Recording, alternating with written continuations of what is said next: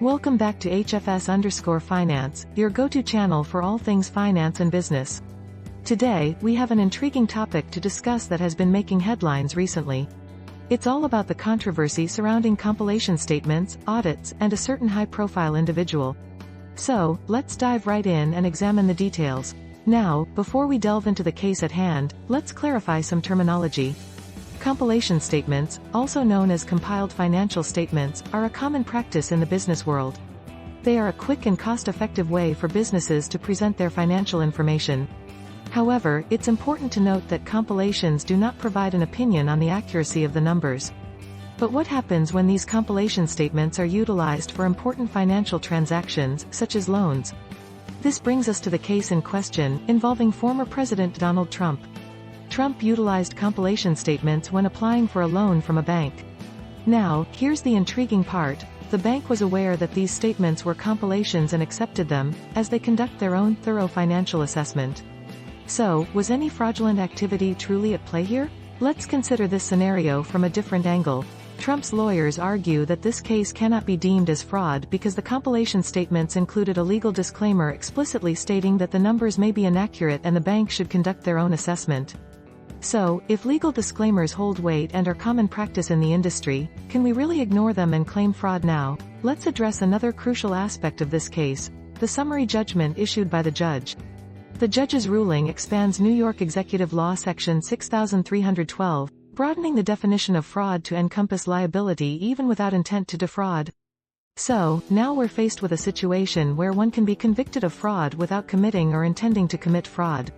This raises legitimate concerns about due process and the potential ramifications for businesses and individuals.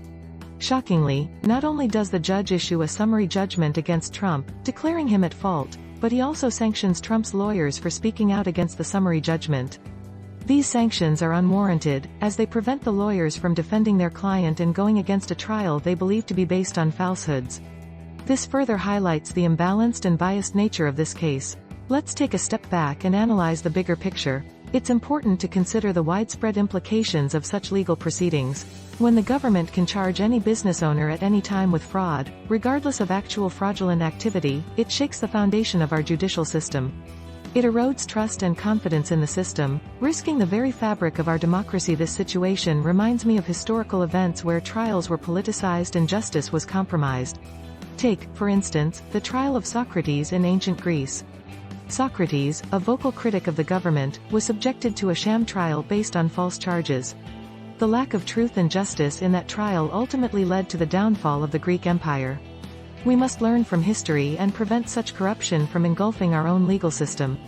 It's essential to acknowledge that this case, as controversial as it may be, has stirred debates and skepticism among the public. According to a recent poll, nearly two-thirds of Americans believe these charges against Trump are politically motivated. Furthermore, the decreasing number of new recruits in the military reflects a dwindling trust in the government and its institutions. To safeguard our democratic principles and the integrity of our justice system, we must speak up and expose the lies. Share this video and engage in discussions with your friends and family. Let's ensure that truth and fairness prevail in our society. Remember, America has always been a beacon of democracy and freedom. Let's not allow this foundation to crumble beneath us.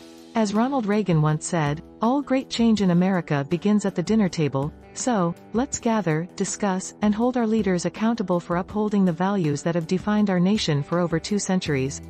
Thank you for watching this episode of HFS_finance. Don't forget to subscribe to our channel for more thought-provoking content. Together, let's safeguard the principles that make our country great.